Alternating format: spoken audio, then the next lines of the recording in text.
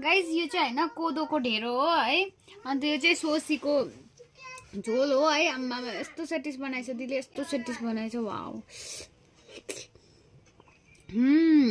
दामी भइदिएछ, दामी सेटिस।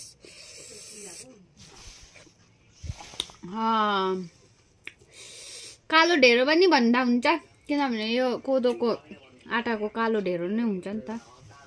एकदम सेटिस भइदिएछ। यसो निल्नुपर्छ। सेटिस भएछ। सोसीको झोल चाहिँ खतरा।